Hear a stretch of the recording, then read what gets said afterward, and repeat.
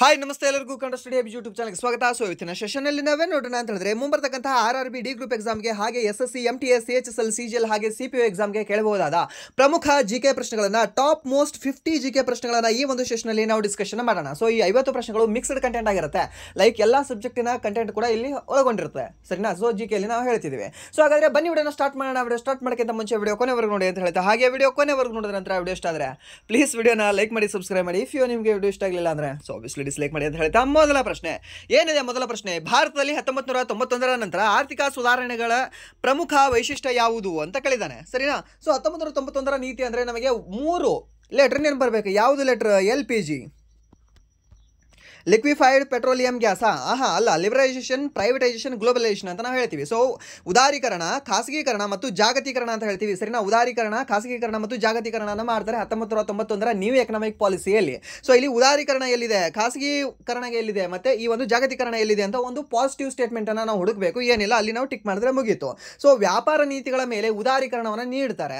So ಇದಕ್ಕಿಂತ ಮುಂಚೆ ಏನಾಗಿರುತ್ತೆ ಅಂದ್ರೆ 1991ಕ್ಕಿಂತ ಮುಂಚೆ ಬೇರೆ ದೇಶದ ಯಾವುದಾದ್ರೂ ಕಂಪನಿಗಳು, ಲೈಕ್ ಇವಾಗ ಆಪಲ್ ಕಂಪನಿ ಆಗಿದೆ, ಲೈಕ್ ಇಲ್ಲ ಅಂದ್ರೆ ಬೇರೆ ಯಾವುದಾದ್ರೂ ಟೊಯೋಟಾ ಕಂಪನಿ ಆಗಿರಲಿ, ಇಲ್ಲ ಅಂದ್ರೆ ಸುಜುಕಿ ಕಂಪನಿ ಆಗಿರಲಿ, ಸೊ ಈ ಕಂಪನಿಗಳು ನಮ್ಮ ಭಾರತದಲ್ಲಿ ಕಂಪನಿಗಳನ್ನ ಓಪನ್ ಮಾಡಬೇಕು ಅಂತ ಮನಸ್ಸು ಮಾಡಿದ್ರೆ, ಇಲ್ಲಿ ಬರಬೇಕು ಅಂತ ಅಂದ್ರೆ ಸಾಕಷ್ಟು ಅಡೆತಡೆಗಳನ್ನು ಹೊಂದಿದ್ದು. ಲೈಕ್ ಹೇಗೆ ಅಂತಂದ್ರೆ ಆ ಸರ್ಟಿಫಿಕೇಟ್ ಮಾಡಿಸ್ಬೇಕು, ಈ ಸರ್ಟಿಫಿಕೇಟು, ಮತ್ತು ಅಲ್ಲಿ ಇದನ್ನ ಸೆಂಟ್ರಲ್ ಗೌರ್ಮೆಂಟಿನ ಪರ್ಮಿಷನ್ ತೊಗೋಬೇಕು, ಸ್ಟೇಟ್ ಗೌರ್ಮೆಂಟಿನ ಪರ್ಮಿಷನ್ ತೊಗೊಳ್ಬೇಕು. ಸೊ ಆ ರೀತಿ ಬೇರೆ ಬೇರೆ ವಿಚಿತ್ರ ರೂಪದ ಈ ನೀತಿಗಳು ಇರ್ತವೆ, ಸರಿನಾ? ಸೊ ಆ ಒಂದು ನೀತಿಗಳನ್ನು ಸ್ವಲ್ಪ ವೈಟ್ ಮಾಡಿಬಿಡ್ತಾನೆ, ಸರಿನಾ? ಸೊ ನೀತಿಗಳನ್ನು ಎಲ್ಲವೂ ಕೂಡ ಜಾಸ್ತಿ ಇಲ್ಲ, ಸ್ವಲ್ಪ ನಿಮಗೆ ಲಿಬರಲೈಸ್ ಮಾಡ್ತೀನಿ, ನಿಮಗೆ ಸ್ವಲ್ಪ ಜಾಸ್ತಿ ಇಲ್ಲಿ ನಮ್ಮ ದೇಶದಲ್ಲಿ ಸ್ಥಾನಮಾನ ಕೊಡ್ತೀವಿ, ಬನ್ನಿ ಬನ್ನಿ ಅಂತ ಕರೀತಾರೆ, ಸರಿನಾ? ಯಾವ ಒಂದು ನೀತಿಯ ಮೂಲಕ? 1991ರ ನೀತಿಯ ಮೂಲಕ. ಸೊ ಇಲ್ಲಿ ನಾವು ಇಬ್ಬರು ವ್ಯಕ್ತಿಗಳನ್ನು ನಾವು ಸ್ಮರಿಸ್ತೀವಿ, ಸರಿನಾ? ಯಾರು ಇಬ್ಬರು ವ್ಯಕ್ತಿಗಳನ್ನು ನಾವು ನೆನ್ಪಿಟ್ಕೋಬೇಕು. ಸೊ ಆಗಿನ ಸಮಯದಲ್ಲಿ ಇರ್ತಕ್ಕಂತಹ PM ಆಗಿರ್ತಕ್ಕಂತಹ PV ನರಸಿಂಹರಾವ್ ಅವರು, ಸರಿನಾ? PV ನರಸಿಂಹರಾವ್ ಅವರು, ಹಾಗೆ ಆಗಿನ ಸಮಯದಲ್ಲಿ ವಿತ್ತ ಸಚಿವರಾಗಿರ್ತಕ್ಕಂಥ ಅಥವಾ ಹಣಕಾಸು ಸಚಿವರಾಗಿರ್ತಕ್ಕಂತಹ ಮನಮೋಹನ್ ಸಿಂಗ್ ಅವರು, ಸರಿನಾ? ಇವರಿಬ್ಬರ ಹೆಸರುಗಳನ್ನು ನೆನ್ಪಿಟ್ಕೊಳ್ಳಿ. ಆಗಿನ ಸಮಯದ ಪ್ರಧಾನಮಂತ್ರಿ ಯಾರು ಅಂತ ಕೇಳ್ತಾನೆ, ಈ PV ನರಸಿಂಹರಾವ್ ಅಂತ ನೀವು ಹೇಳಬೇಕಾಗುತ್ತೆ. ಹಾಗೆ ಆಗಿನ ಸಮಯದ ವಿತ್ತ ಸಚಿವರು ಯಾರು ಅಂತ ಕೇಳ್ತಾನೆ, ಅವಾಗ ನೀವು ಹೇಳಬೇಕಾಗಿರೋದು ಯಾರು ಅಂತಂದ್ರೆ ಈ ಮನಮೋಹನ್ ಸಿಂಗ್ ಅಂತ ನಾವು ಹೇಳ್ತೀವಿ, ಸರಿನಾ? ಮನಮೋಹನ್ ಸಿಂಗ್ ಅವರು ಹೋದ ವರ್ಷ ಡೆತ್ ಆದ್ರಲ್ವಾ, ಮೀನ್ಸ್ 2024 ಡಿಸೆಂಬರ್ 25ನೇ ತಾರೀಕಿನಂದು ಡೆತ್ ಆಗಿದ್ದಾರೆ ಅನ್ಸುತ್ತೆ, ಸರಿನಾ? 24 ಅಥವಾ 25ನೇ ತಾರೀಕು ಡೆತ್ ಆಗಿದ್ದಾರೆ. ಸೊ ಅವ್ರ ಬಗ್ಗೆ ಕೂಡ ಸ್ವಲ್ಪ ನೋಡ್ಕೊಳ್ಳಿ, ಕೇಳಬಹುದು ನಿಮಗೆ ಪ್ರಶ್ನೆನ. ಸೊ ಈ ಒಂದು ಕ್ವಶನ್ ಏನಿದೆ ಅಲ್ವಾ, ಮೀನ್ಸ್ ಈ ಒಂದು 1991 ಮೇಲೆ ಪ್ರಶ್ನೆ ಕೇಳ್ತಾನೆ. ಸೊ ಇದು ಕೇಳಿದ ಎಲ್ಲಾ ಪ್ರಶ್ನೆಗಳು ಹೇಗಿರುತ್ತೆ ಅಂದ್ರೆ ಡಮ್ಮಿ ಕ್ವಶನ್ ಇರುತ್ತೆ, ಸರಿನಾ? ಯಾವುದೂ ಕೂಡ ಟಫ್ ಆಗಿರೋದಿಲ್ಲ. ಜಸ್ಟ್ ನೀವು ಹೇಗೆ ಅಂದ್ರೆ 3 ನೆಗೆಟಿವ್ ಸ್ಟೇಟ್ಮೆಂಟ್ಸ್ ಅನ್ನ ತೆಗೆದು ಹಾಕ್ಬಿಡಬೇಕು, ಒಂದು ಪಾಸಿಟಿವ್ ಸ್ಟೇಟ್ಮೆಂಟ್ ಯಾವ್ದಿರುತ್ತೆ ಅಲ್ವಾ ಅದಕ್ಕೆ ನೀವು ಟೇಕ್ ಆಗಿ ಬರಬೇಕಷ್ಟೇ. ಅಂಡ್ ನೆಕ್ಸ್ಟ್ ಪ್ರಶ್ನೆ ಏನಿದೆ ಅಂತ ನೋಡೋದಾದ್ರೆ, ಈ ಕೆಳಗಿನ ಯಾವ ಸಸ್ಯವರ್ಗದ ವಿಧಗಳು ಥಾರ್ ಮರುಭೂಮಿಯಲ್ಲಿ ಸಾಮಾನ್ಯವಾಗಿ ಕಂಡುಬರುತ್ತವೆ ಅಂತ ಕೇಳಿದಾನೆ. ಥಾರ್ ಮರುಭೂಮಿಯಲ್ಲಿ ಯಾವ ರೀತಿಯ ಸಸ್ಯಗಳು ಕಂಡುಬರ್ತವೆ? ಸೊ ದಟ್ಟವಾದ ಸಮಶೀತೋಷ್ಣ ವಲಯದ ಕಾಡುಗಳು, ಅಲ್ಲೇನು ಮಳೆ ಆಗ್ತಿದೆ ದಟ್ಟವಾದ ಕಂಡುಬರ್ಲಕ್ಕೆ. ಆ್ಯಂಡ್ ದೆನ್ ಮ್ಯಾಂಗ್ರೋವ್ಗಳು, ಅದೇನು ಕರಾವಳಿ ಹೊಂದಿದೆಯಾ? ಅದು ಕೂಡ ಕರಾವಳಿ ಹೊಂದಿಲ್ಲ. ಆ್ಯಂಡ್ ದೆನ್ ಉಷ್ಣ ವಲಯದ ನಿತ್ಯ ಹರಿದ್ವರ್ಣ ಕಾಡುಗಳು, ಸೊ ಇದೇನು ಇಕ್ವೇಟರ್ಗೆ ಸಮೀಪ ಇದೆಯಾ? ಸೊ ಇಕ್ವೇಟರ್ ಕೂಡ ಸಮೀಪ ಇಲ್ಲ. ಸೊ ಉಳಿದಿರೋದು ಒಂದೇ ಒಂದು ಯಾವುದು ಅಂದರೆ ಮರುಭೂಮಿಯ ಇಲ್ಲಾಂದ್ರೆ ಕ್ಸಿರೋಫೈಟಿಕ್ ಪೊದೆಗಳು ಮತ್ತು ಹುಲ್ಲುಗಳು ಅಂತ ಕೇಳ್ತೀವಿ ನಾವು, ಸರಿನಾ? ಈ ಒಂದು ಕ್ಸಿರೋಫೈಟಿಕ್ ಅಂತ ನೆನ್ಪಿಟ್ಕೊಳ್ಳಿ. ಕ್ಸಿರೋಫೈಟಿಕ್ ಪೊದೆಗಳು ಅಥವಾ ಈ ಒಂದು ಸಸ್ಯಗಳು ಎಲ್ಲಿ ಬೆಳೀತವೆ ಅಂತ ಕೇಳ್ತಾನೆ. ಎಲ್ಲಿ ಈ ನೀರು ಕಡಿಮೆ ಅಂಶ ಸಿಗುತ್ತೆ ಅಲ್ವಾ, ನೀರಿನ ಅಂಶ ಕಡಿಮೆ ಸಿಗುತ್ತೆ, ಅಲ್ಲಿ ಈ ಒಂದು ಕ್ಸಿರೋಫೈಟಿಕ್ ಅಂತ ಬೆಳೀತವೆ. ಮೀನ್ಸ್ ಜೀರೋ, ಇವಾಗ ನೀರು 0 ಸಿಗುತ್ತೆ ಅಂತ ನೆನ್ಪಿಟ್ಕೊಳ್ಳಿ. ಈಗ ಕ್ಸಿರೋಫೈಟಿಕ್ ನೆನ್ಪಿಡ್ತದೆ ನಿಮಗೆ, ಸರಿನಾ? ಸೈನ್ಸ್ ಮೇಲೆ ಏನಾದರೂ ಪ್ರಶ್ನೆ ಕೇಳೋದಂದ್ರೆ ಈ ಒಂದು ಪ್ರಶ್ನೆ ಕೇಳ್ತಾನೆ, ನೆನ್ಪಿಟ್ಕೊಳ್ಳಿ. ಆ್ಯಂಡ್ ದೆನ್ ನೆಕ್ಸ್ಟ್ ಪ್ರಶ್ನೆ ಏನಿದೆ ಅಂತ ನೋಡೋದಾದ್ರೆ, ಸಾಂಚಿ ಸ್ತೂಪವು ಪ್ರಸ್ತುತ ಈ ಕೆಳಗಿನ ಯಾವ ರಾಜ್ಯದಲ್ಲಿ ಕಂಡುಬರುತ್ತದೆ ಅಂತ ಕೇಳಿದ್ದಾನೆ. ಸಾಂಚಿ ಸ್ತೂಪ ಯಾವ ಒಂದು ರಾಜ್ಯದಲ್ಲಿ ಕಂಡುಬರುತ್ತೆ? ಅದು ಕಂಡುಬರೋದು ಮಧ್ಯಪ್ರದೇಶ ರಾಜ್ಯದಲ್ಲಿ ಕಂಡುಬರುತ್ತೆ. ಈ ಸಾಂಚಿ ಸ್ತೂಪವನ್ನು ನಿರ್ಮಾಣ ಮಾಡಿರ್ತಕ್ಕಂಥ ವ್ಯಕ್ತಿ ಯಾರು ಅಂತಂದ್ರೆ ಅಶೋಕ ಅಂತ ಹೇಳ್ತೀವಿ, ಸರಿನಾ? ನೆನ್ಪಿಟ್ಕೊಳ್ಳಿ, ಕೇಳ್ತಾನೆ. ಆ್ಯಂಡ್ ನೆಕ್ಸ್ಟ್ ಪ್ರಶ್ನೆ ಏನಿದೆ ಅಂತ ನೋಡಿದ್ರೆ, ಭಾರತೀಯ ಸಂವಿಧಾನದ ಯಾವ ಅನುಚ್ಛೇದವು ಅಂತಾರಾಷ್ಟ್ರೀಯ ಶಾಂತಿ ಮತ್ತು ಭದ್ರತೆಯನ್ನು ನಿರ್ದೇಶಕ ತತ್ವವಾಗಿ ಉತ್ತೇಜಿಸಲು ಅವಕಾಶ ನೀಡುತ್ತದೆ ಅಂತ ಹೇಳಿದ್ದಾನೆ, ಸರಿನಾ? ಸೊ ಶಾಂತಿ ಮತ್ತು ಭದ್ರತೆಯ ಬಗ್ಗೆ ಹೇಳ್ತಕ್ಕಂಥ ವಿಧಿ ಯಾವುದು? 1ರಿಂದ 90ರವರೆಗೆ ವಿಧಿಗಳನ್ನು ನೋಡ್ಕೊಂಡು ಹೋಗಿ ಒಂದು ಪ್ರಶ್ನೆ ಬಂದೇ ಬರುತ್ತೆ. ಇಫ್ ಏನಾದರೂ ಬರಲಿಲ್ಲ ಅಂತಂದ್ರೆ ನಿಮಗೆ ಹೈಲೈಟ್ ಆಗಿರ್ತಕ್ಕಂಥ ಆರ್ಟಿಕಲ್ ಇದಾವಲ್ಲ, ಲೈಕ್ 124 ಆಗಿರಲಿ, 131 ಆಗಿರಲಿ, 139 ಆಗಿರಲಿ, 148 ಆಗಿರಲಿ, 153 ಆಗಿರಲಿ, 155 ಆಗಿರಲಿ, 165 ಆಗಿರಲಿ,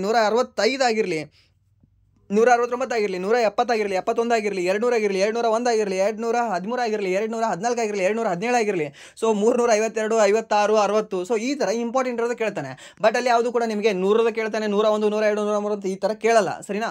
ಬಟ್ ನೀವೇನು ಅಂದರೆ 1ರಿಂದ 90 ಅಂತ ನೀವು ನೆನ್ಪಿಟ್ಕೊಳ್ಳೇಬೇಕು, ಯಾಕಂದರೆ ಇಲ್ಲಿ ಸಾಕಷ್ಟು ಕ್ವಶನ್ಗಳು ನಿಮಗೆ ಬರ್ತವೆ ಆರ್ಟಿಕಲ್ ಮೇಲೆ. ಸೊ ಈ 51ನೇ ವಿಧಿ ಏನಿದೆ ಅಲ್ವಾ, ಇದು ಏನು ಹೇಳುತ್ತೆ ಅಂತಂದರೆ ಈ ಶಾಂತಿ ಮತ್ತು ಭದ್ರತೆಯ ಕುರಿತು ಹೇಳುತ್ತೆ. ಕಾರ್ಯಾಂಗ ಮತ್ತು ನ್ಯಾಯಾಂಗವನ್ನು ಈ ಬೇರೆ ಮಾಡುವ ಒಂದು ವಿಧಿ ಯಾವುದು ಹೇಳುತ್ತೆ ಅಂತ ಕೇಳ್ತಾನೆ, ಸರಿನಾ? ಕಾರ್ಯಾಂಗ ಮತ್ತು ನ್ಯಾಯಾಂಗವನ್ನು ಬೇರೆ ಮಾಡ್ತಕ್ಕಂತಹ ವಿಧಿ ಯಾವುದು ಅಂತ ಕೇಳ್ತಾನೆ. ಅವಾಗ ನೀವು ಹೇಳಬೇಕಾಗಿರೋದು ಯಾವುದು ಅಂದರೆ 50ನೇ ವಿಧಿ ಅಂತ ಹೇಳ್ತೀವಿ. ಮತ್ತೆ ಕೃಷಿ ಮತ್ತು ಪಶುಗಳಿಗೆ ಸಂಬಂಧಿಸಿರತಕ್ಕಂತಹ ಒಂದು ವಿಧಿ ಯಾವುದು ಅಂತ ಕೇಳ್ತಾನೆ. ಸೊ ಏನಿಲ್ಲ, ಕೃಷಿ ಅಂತಂದ್ರೆ 48 ಅಂತ ನೆನ್ಪಿಟ್ಕೊಳ್ಳಿ. ಆ್ಯಂಡ್ ದೆನ್ UCC ಏಕರೂಪ ನಾಗರಿಕ ಸಮಿತಿ ಬಗ್ಗೆ ಸಂಬಂಧಿಸಿರತಕ್ಕಂಥ ವಿಧಿ ಯಾವುದು ಅಂತ ಕೇಳ್ತಾನೆ. ಅವಾಗ ನೀವು ಹೇಳಬೇಕಾಗಿರೋದು ಯಾವುದು ಅಂದರೆ 44ನೇ ವಿಧಿ UCCಗೆ ಸಂಬಂಧಪಟ್ಟಿದೆ ಅಂತ ಹೇಳಬೇಕಾಗುತ್ತೆ, ಸರಿನಾ. ಸೊ ಈ UCC ಅಥವಾ ಏಕರೂಪ ನಾಗರಿಕ ಸಮಿತಿಯನ್ನು ಅಳವಡಿಸಿಕೊಂಡಿರ್ತಕ್ಕಂತಹ ಭಾರತದ ಮೊದಲ ರಾಜ್ಯ ಯಾವುದು? ಗೋವಾ ರಾಜ್ಯ ಅಂತ ನಾವು ಹೇಳ್ತೀವಿ.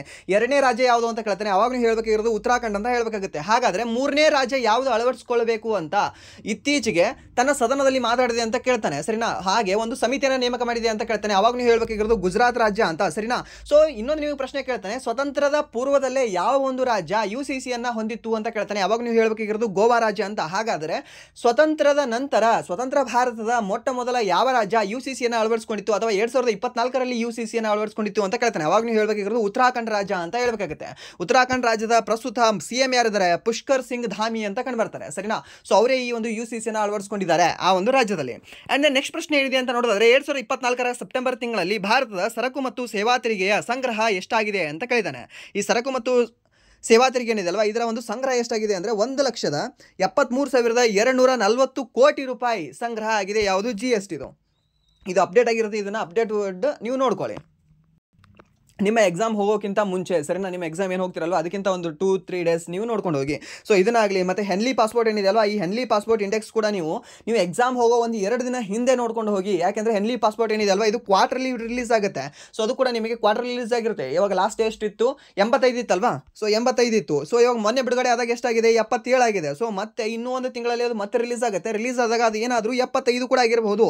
ಸೊ ನೀವೇನಾದರೂ 85 ಇಲ್ಲಾಂದರೆ 77 ಇದೇ ವರ್ಷದ ನಾನು ಕರೆಂಟ್ ಅಫೇರ್ಸ್ ಓದಿನಿ ಅಂತ ನೀವು ಹೋದರೆ ಅಲ್ಲಿ ಮಿಸ್ಟೇಕ್ ಆಗೋ ಚಾನ್ಸಸ್ ಇರುತ್ತೆ. ಆ್ಯಂಡ್ ದೆನ್ ಈ ರೆಪೋ ರೇಟ್ ಏನಿದೆ ಅಲ್ವಾ, ರೆಪೋ ರೇಟ್ ಆಗಿರಲಿ, ರಿವರ್ಸ್ ರೆಪೋ ರೇಟ್ ಆಗಿರಲಿ, ಇದನ್ನು ಕೂಡ ನೀವು ಎಕ್ಸಾಮ್ ಹೋಗೋಕ್ಕಿಂತ ಒಂದು 2 ದಿನ ಹಿಂದೆ ನೀವು ನೋಡ್ಕೊಂಡು ಹೋಗಬೇಕಾಗುತ್ತೆ, ಸರಿನಾ. ಅಪ್ಡೇಟೆಡ್ ಮಾಡ್ಕೊಂಡು ಅದನ್ನು ಹೋಗಿ, ಯಾಕೆಂದರೆ ಚೇಂಜ್ ಆಗೋ ಚಾನ್ಸಸ್ ಇರುತ್ತೆ. ಆ್ಯಂಡ್ ದೆನ್ ನೆಕ್ಸ್ಟ್ ಪ್ರಶ್ನೆ ಏನಿದೆ ಅಂತಂದರೆ ಭಾರತದ ಉಚ್ಚ ನ್ಯಾಯಾಲಯದ ನ್ಯಾಯಾಧೀಶರನ್ನು ತೆಗೆದುಹಾಕುವ ವಿಷಯದಲ್ಲಿ ಈ ಕೆಳಗಿನವುಗಳಲ್ಲಿ ಯಾವುದು ಸರಿಯಾಗಿದೆ ಅಂತ ಕೇಳಿದ್ದಾನೆ. ಉಚ್ಚ ನ್ಯಾಯಾಲಯದ ಮೀನ್ಸ್ ಹೈಕೋರ್ಟಿನ ನ್ಯಾಯಾಧೀಶರನ್ನು ತೆಗೆದುಹಾಕುವ ವಿಧಾನಗಳಲ್ಲಿ ಯಾವುದು ಸರಿಯಾಗಿದೆ ಅಂತ. ಈ ವಿಶೇಷ ಬಹುಮತದ ಬೆಂಬಲದೊಂದಿಗೆ ಸಂಸತ್ತಿನಿಂದ ಮಾಡಿದ ಭಾಷಣದ ನಂತರವೇ ನ್ಯಾಯಾಧೀಶರನ್ನು ತೆಗೆದುಹಾಕಬಹುದು. ಇದು ನೆನಪಿಟ್ಕೊಳ್ಳಿ. ಯಾಕೆಂದರೆ ಯಾರವರು? BV ವರಾಳೆ ಅಲ್ವಾ, ವರಾಳೆ ಅಥವಾ ಕರಾಳೆ. ಸೊ ಅವರು ಈ ಅಲಹಾಬಾದ್ ಹೈಕೋರ್ಟಿನ ಮುಖ್ಯ ನ್ಯಾಯಮೂರ್ತಿಗಳು ಕೂಡ ಆಗಿದ್ರು, ಅಲ್ಲಿ ನ್ಯಾಯಮೂರ್ತಿ ಕೂಡ ಆಗಿದ್ರು. ಆ್ಯಂಡ್ ದೆನ್ ದೆಹಲಿಯ ಹೈಕೋರ್ಟ್ನಲ್ಲೂ ಕೂಡ ನ್ಯಾಯಮೂರ್ತಿಯಾಗಿ ಅವರು ವರ್ಕ್ನ ಮಾಡ್ತಾ ಇದ್ರು. ಸೊ ಅವರ ಮನೆಯಲ್ಲಿ ಈ ಬೆಂಕಿ ಕಾಣಿಸ್ಕೊಂಡಿರ್ತದೆ, ಮೀನ್ಸ್ ಎಮರ್ಜೆನ್ಸಿ ಬೆಂಕಿ ಕಾಣಿಸ್ಕೊಂಡಿರ್ತದೆ. ಅಲ್ಲಿ ಅಗ್ನಿಶಾಮಕ ದಳದವರು ಹೋಗ್ತಾರೆ. ಅಲ್ಲಿ ಹೋದರೆ ಅವರಿಗೆ ಅವ್ರ ಮನೆಯಲ್ಲಿ ಕಂತೆ ಹಣ ಸಿಗ್ತದೆ. ಸೊ ಅವ್ರ ಮನೆ ಮೇಲೆ ಮತ್ತೆ ಇಡೀ ದಾಳಿ ಆಗ್ತದೆ. ಸೊ ಅವ್ರನ್ನ ಇವಾಗ ತೆಗೆದು ಹಾಕಬೇಕು ಅಂತ ಪ್ಲ್ಯಾನ್ ಮಾಡ್ತಾ ಇದ್ದಾರೆ. ಮೀನ್ಸ್ ಅವ್ರನ್ನ ನ್ಯಾಯಾಧೀಶರನ್ನು ತೆಗೆದು ಹಾಕಬೇಕು ಅಂತ ಪ್ಲ್ಯಾನ್ ಮಾಡಿದ್ದಾರೆ. ಸೊ ಅವರು ಹೇಗೆ ತೆಗೆದು ಹಾಕ್ತಾರೆ ಅಂತ ನೋಡಿದ್ರೆ ವಿಶೇಷ ಬಹುಮತದ ಬೆಂಬಲದೊಂದಿಗೆ, ಎಲ್ಲಿ ಸಂಸತ್ತಿನಲ್ಲಿ ವಿಶೇಷ ಬಹುಮತದ ಬೆಂಬಲದೊಂದಿಗೆ ಮಾಡಿದ ಭಾಷಣದ ನಂತರವೇ ನ್ಯಾಯಾಧೀಶರನ್ನು ತೆಗೆದು ಹಾಕಬಹುದು. ಮೀನ್ಸ್ ಈ ಒಂದು ಸಂಸತ್ತು ಹೂ ಅನ್ನಬೇಕು ಎಲ್ಲರೂ ಕೂಡ, ವಿಶೇಷ ಬಹುಮತ, ಸರಿನಾ, ವಿಶೇಷ ಬಹುಮತ ಕೊಡಬೇಕು. ಸೊ ಅದಾದ ನಂತರ ಈ ಒಂದು ಆ BV ವರಾಳೆ ಅವರನ್ನು ತೆಗೆದು ಹಾಕ್ತಾರೆ. ಮೀನ್ಸ್ ಹೈಕೋರ್ಟಿನ ಯಾವುದೇ ನ್ಯಾಯಾಧೀಶರನ್ನು ಕೂಡ ತೆಗೆದು ಹಾಕುವ ವಿಧಾನ ಯಾವುದು ಅಂದರೆ ಈ ಥರ ವಿಧಾನ ಬರುತ್ತೆ. ಆ್ಯಂಡ್ ದೆನ್ ಈ ಸುಪ್ರೀಂ ಕೋರ್ಟ್ ಏನಿದೆ ಅಲ್ವಾ, ಸುಪ್ರೀಂ ಕೋರ್ಟನ್ನು ಮುಖ್ಯ ನ್ಯಾಯಾಧೀಶರನ್ನು ಕೂಡ ತೆಗೆದು ಹಾಕುವ ವಿಧಾನ ಇದೇ ಬರುತ್ತೆ. ಇದನ್ನು ನೆನ್ಪಿಟ್ಕೊಳ್ಳಿ, ಕೇಳ್ಬೋದು ನಿಮಗೆ. ಆ್ಯಂಡ್ ದೆನ್ ನೆಕ್ಸ್ಟ್ ಪ್ರಶ್ನೆ ಏನಿದೆ ಅಂತ ನೋಡೋದಾದರೆ ಈ ಕೆಳಗಿನವುಗಳಲ್ಲಿ ಯಾವುದು ಅನಿಲದ ವಾಹಕದ ಉದಾಹರಣೆಯಾಗಿದೆ ಅಂತ ಕೊಟ್ಟಿದ್ದಾನೆ, ಸರಿನಾ. ಅನಿಲದ ವಾಹಕದ ಉದಾಹರಣೆ ಯಾವುದಾಗಿದೆ ಅಂತ ನೋಡೋದಾದರೆ ಈ ಒಂದು ಆರ್ದ್ರ ಗಾಳಿನದು ಏನಿದೆ ಅಲ್ವಾ, ಆರ್ದ್ರ ಗಾಳಿಯು ಅನಿಲ ವಾಹಕದ ಉದಾಹರಣೆಯಾಗಿ ಕಂಡುಬರುತ್ತದೆ. ಹಾಗೆ ನಮ್ಮ ಭಾರತದಲ್ಲಿ ಇಡೀ ನಮ್ಮ ವಾತಾವರಣದಲ್ಲಿ ಅತಿ ಹೆಚ್ಚು ಕಂಡುಬರ್ತಕ್ಕಂಥ ಒಂದು ಗ್ಯಾಸ್ ಯಾವುದು ಅಂತ ಕೇಳ್ತಾನೆ, ಸಾರಜನಕ ಗ್ಯಾಸ್ ಅಂತ ನಾವು ಹೇಳ್ತೀವಿ. ಹಾಗೆ ಈ ಒಂದು ಪೊಟ್ಟಣಗಳಲ್ಲಿ ಮೀನ್ಸ್ ಈ ಆಹಾರ ಪೊಟ್ಟಣಗಳಲ್ಲಿ ಯಾವ ಒಂದು ಗ್ಯಾಸನ್ನು ತುಂಬಿರ್ತಾರೆ ಅಂತ ಕೇಳ್ತಾನೆ. ಈ ಒಂದು ಸಾರಜನಕವನ್ನು ತುಂಬಿರ್ತಾರೆ, ಸರಿನಾ. ಯಾವುದು? ನೈಟ್ರೋಜನ್ ಗ್ಯಾಸನ್ನು ತುಂಬಿರ್ತಾರೆ. ಇದೊಂದು ಅಕ್ರಿಯಾ ಧಾತುವಾಗಿದೆ, ಇದೊಂದು ಅಕ್ರಿಯಾ ಗ್ಯಾಸ್ ಆಗಿದೆ, ಸರಿನಾ. ಇದೊಂದು ಅಕ್ರಿಯಾ ಅನಿಲವಾಗಿದೆ ಅಂತ ಹೇಳ್ತೀವಿ. ಯಾವುದನ್ನು? ಸಾರಜನಕವನ್ನು. ನೆನ್ಪಿಟ್ಕೊಳ್ಳಿ, ಇದು ಕೂಡ ಇಂಪಾರ್ಟೆಂಟ್ ಇದೆ, ಕೇಳ್ತಾನೆ. ಆ್ಯಂಡ್ ದೆನ್ ಆರ್ಗನ್ ಮತ್ತು ಆಮ್ಲಜನಕ ಫಾರ್ಮುಲಾ O2. ಆ್ಯಂಡ್ ವಾತಾವರಣದಲ್ಲಿ ಸೆಕೆಂಡ್ ಹೈಯೆಸ್ಟ್ ಕಂಡುಬರ್ತಕ್ಕಂತಹ ಒಂದು ಅನಿಲ ಯಾವುದು ಅಂತ ಕೇಳ್ತಾನೆ. ಅವಾಗ ನೀವು ಹೇಳಬೇಕಾಗಿರೋದು ಅಂದರೆ ಇದೇ ಆಮ್ಲಜನಕ. ಹಾಗೆ ಭೂ ತೊಗಟೆಯಲ್ಲಿ ಅತಿ ಹೆಚ್ಚು ಕಂಡುಬರ್ತಕ್ಕಂತಹ ಒಂದು ಧಾತು ಯಾವುದು ಅಂತ ಕೇಳ್ತಾನೆ. ಅವಾಗ ನೀವು ಹೇಳಬೇಕಾಗಿರೋದು ಇದೇ ಒಂದು ಆಮ್ಲಜನಕ, ಸರಿನಾ. ವಾತಾವರಣದಲ್ಲಿ ಅತಿ ಹೆಚ್ಚಿಗೆ ಅಂತ ಕೇಳಿದ್ರೆ ಈ ಒಂದು ಸಾರಜನಕ ಇದೆ. ಬಟ್ ಭೂಮಿಯ ಈ ತೊಗಟೆ ಇದೆ ಅಲ್ವಾ, ಆ ಒಂದು ತೊಗಟೆಯಲ್ಲಿ ಅತಿ ಹೆಚ್ಚು ಕಂಡುಬರ್ತಕ್ಕಂತಹ ಒಂದು ಧಾತು ಯಾವುದು ಅಂತ ಕೇಳಿದ್ರೆ, ಒಂದು ಘಟಕ ಯಾವುದು ಅಂತ ಕೇಳಿದ್ರೆ ಇದೇ ಒಂದು ಆಮ್ಲಜನಕ ಅತಿ ಹೆಚ್ಚಾಗಿ ಕಂಡುಬರುತ್ತೆ ನಮ್ಮ ಭೂಮಿಯ ತೊಗಟೆಯಲ್ಲಿ. ಆ್ಯಂಡ್ ನೆಕ್ಸ್ಟ್ ಪ್ರಶ್ನೆ ಏನಿದೆ ಅಂತ ನೋಡೋದಾದ್ರೆ ಭಾರತದಲ್ಲಿ ಯಮಾನಿ ಶಂಕರ್ ಶಾಸ್ತ್ರಿ ಅವರು ಈ ಕೆಳಗಿನವುಗಳಲ್ಲಿ ಯಾವ ಸಂಗೀತ ವಾದ್ಯವನ್ನು ನುಡಿಸುವುದಕ್ಕೆ ಪ್ರಸಿದ್ಧರಾಗಿದ್ದಾರೆ ಅಂತ ಕೇಳಿದ್ದಾನೆ, ಸರಿನಾ. ಈ ಯಮಾನಿ ಶಂಕರ್ ಶಾಸ್ತ್ರಿ ಅವರು ಯಾವುದಕ್ಕೆ ಫೇಮಸ್ ಆಗಿದ್ದಾರೆ ಅಂತ ನೋಡೋದಾದ್ರೆ ವೀಣೆಗೆ ಫೇಮಸ್ ಆಗಿದ್ದಾರೆ. ಮತ್ತು ನಮ್ಮ ಹಾಸನದ ಶ್ರೀರಾಮ್ ಕುಮಾರ್ ಅವರು, ಸರಿನಾ, ಶ್ರೀರಾಮ್ ಅಂತ ಹೇಳ್ತೀವಿ, ಶ್ರೀರಾಮ್ ಕುಮಾರ್ ಅವರು. ಸೊ ಈ ಶ್ರೀರಾಮ್ ಕುಮಾರ್ ಅವರು ಇವ್ರ ಬಗ್ಗೆ ದ ಡೆಕ್ಕನ್ ಹೆರಾಲ್ಡಲ್ಲಿ ಕೂಡ ನಿನ್ನೆ ಆರ್ಟಿಕಲ್ ಬಂದಿತ್ತು, ಆ್ಯಂಡ್ ದೆನ್ ಮೊನ್ನೆ ದ ಹಿಂದೂಲ್ಲೂ ಕೂಡ ಇವ್ರ ಬಗ್ಗೆ ಆರ್ಟಿಕಲ್ ಬಂದಿತ್ತು, ಸರಿನಾ. ಸಮ್ ನ್ಯೂಸಲ್ಲಿ ಇದ್ದಾರೆ ಇವರು ಕೂಡ ನೆನ್ಪಿಟ್ಕೊಳ್ಳಿ. ಶ್ರೀರಾಮ್ ಕುಮಾರ್ ಏನಿದಾರಲ್ವ ನಮ್ಮ ಕರ್ನಾಟಕದವರಾಗಿದ್ದಾರೆ, ಕರ್ನಾಟಕದ ಮೂಲತಃ ಹಾಸನದವರಾಗಿದ್ದಾರೆ, ಬಟ್ ಪ್ರಸ್ತುತ ಇರೋದು ಎಲ್ಲಿ ಅಂತಂದರೆ ಈ ತಮಿಳುನಾಡಲ್ಲಿ ಕಂಡುಬರ್ತಾರೆ ಇವರು, ಸರಿನಾ. ಇವರು ಯಾವ ಒಂದು ವಾದ್ಯಕ್ಕೆ ಸಂಬಂಧ ಹೊಂದಿದ್ದಾರೆ ಅಂತ ಕೇಳ್ತಾನೆ. ಹಾಗೆ ನೀವು ಹೇಳಬೇಕಾಗಿರೋದು ಇದೇ ವೀಣೆಗೆ ಸಂಬಂಧ ಹೊಂದಿದ್ದಾರೆ ಅಂತ ಹೇಳಬೇಕಾಗುತ್ತೆ, ಸರಿನಾ. ಆ್ಯಂಡ್ ದೆನ್ ಈ ಆಲಂಗೀರ್ ಔರಂಗಜೇಬಿನ ಏನಿದಾನಲ್ವಾ ಆ ಔರಂಗಜೇಬ ಯಾವ ಒಂದು ವಾದ್ಯವನ್ನು ನುಡಿಸಲಿಕ್ಕೆ ಇಷ್ಟಪಡ್ತಿದ್ದ ಅಂತ ಕೇಳ್ತಾನೆ. ಇದೇ ಒಂದು ವೀಣೆಯನ್ನು ನುಡಿಸೋಕ್ಕೆ ಇಷ್ಟಪಡ್ತಿದ್ದ ಯಾರು ಅಂದರೆ ಔರಂಗಜೇಬ ಅಂತ ಹೇಳ್ತೀವಿ, ಸರಿನಾ. ಹಾಗೆ ಯಾವೊಬ್ಬ ಸೈಂಟಿಸ್ಟ್ ವೀಣೆಯನ್ನು ನುಡಿಸುವುದಕ್ಕೆ ಇಷ್ಟಪಡ್ತಿದ್ರು ಅಥವಾ ಅವರ ಫೇವ್ರೇಟ್ ವಾದ್ಯ ವೀಣೆ ಆಗಿತ್ತು ಅಂತ ಕೇಳ್ತಾನೆ. ಅವಾಗ ನೀವು ಹೇಳಬೇಕಾಗಿರೋದು ಯಾರು? ಐನ್ಸ್ಟೀನ್ ಅಂತ, ಸರಿನಾ. ಐನ್ಸ್ಟೀನ್, ಈ ಐನ್ಸ್ಟೀನ್ ಅವರು ಈ ಒಂದು ವೀಣೆಗೆ ಜಾಸ್ತಿ ಪ್ರಭಾವ ಬೀರಿರ್ತಾರೆ, ಮೀನ್ಸ್ ಪ್ರಭಾವ ಬೀರಿರ್ತದೆ ಯಾವುದು ವೀಣೆ ಅನ್ನೋದು ಅವರ ಮೇಲೆ. ಸೊ ಅದಕ್ಕೆ ಅವರು ವೀಣೆಯನ್ನು ಕೂಡ ಬಾರಿಸ್ತಿರ್ತಾರೆ. ಯಾರು? ಈ ಲಂಡನ್ನಲ್ಲಿ ಕಂಡುಬರ್ತಕ್ಕಂಥ ಅಥವಾ UK ನಾಗರಿಕನಾಗಿರ್ತಕ್ಕಂಥ ಐನ್ಸ್ಟೀನ್ ಅವರು, ಸರಿನಾ. ಐನ್ಸ್ಟೀನ್ ಸೈಂಟಿಸ್ಟ್ ಇದಾರಲ್ವಾ ಇವರು ಯಾರನ್ನ ಭೇಟಿಯಾಗಿದ್ದಾರೆ ನಮ್ಮ ಇಂಡಿಯಾದಲ್ಲಿ? ಸೊ ಈ ಗಾಂಧೀಜಿಯವರು ಏನಿದಾರಲ್ವಾ 2ನೇ ದುಂಡು ಮೇಜಿನ ಸಮ್ಮೇಳನದಲ್ಲಿ ಈ ಒಂದು ಲಂಡನ್ಗೆ ಹೋಗಿರ್ತಾರೆ. ಸೊ ಆ ಸಮಯದಲ್ಲಿ ಅವರು ಯಾವ ಒಂದು ಸೈಂಟಿಸ್ಟ್ಗೆ ಭೇಟಿಯಾದರು ಅಂತ ಕೇಳ್ತಾನೆ. ಸೊ ಆ ಕೇಳಿದಾಗ ನೀವು ಹೇಳಬೇಕಾಗಿರೋದು ಯಾರು ಅಂದರೆ ಐನ್ಸ್ಟೀನ್ ಅವರಿಗೆ ಈ ಗಾಂಧೀಜಿಯವರು ಭೇಟಿಯಾಗ್ತಾರೆ 1931 ಸಮಯದಲ್ಲಿ ಅಂತ ನೀವು ಹೇಳಬೇಕಾಗುತ್ತೆ, ಸರಿನಾ. ಇದು ಕೂಡ ಇಂಪಾರ್ಟೆಂಟ್ ಇದೆ, ನೆನ್ಪಿಟ್ಕೊಳ್ಳಿ. ಕೇಳ್ತಾನೆ, ಯಾಕಂದರೆ ಕೇಳಿದಾನೆ ಈ ರೀತಿಯ ಪ್ರಶ್ನೆಗಳನ್ನು. ಆ್ಯಂಡ್ ದೆನ್ ನೆಕ್ಸ್ಟ್ ಪ್ರಶ್ನೆ ಏನಿದೆ ಅಂತ ನೋಡಿದ್ರೆ ಮೀರಾನಂದ ಬರ್ತಕೂರ್ ಪ್ರಸಿದ್ಧ ಡ್ಯಾಶ್ ನೃತ್ಯಗಾರ್ತಿಯಾಗಿದ್ದಾರೆ ಅಂತ ಕೊಟ್ಟಿದ್ದಾರೆ, ಸರಿನಾ.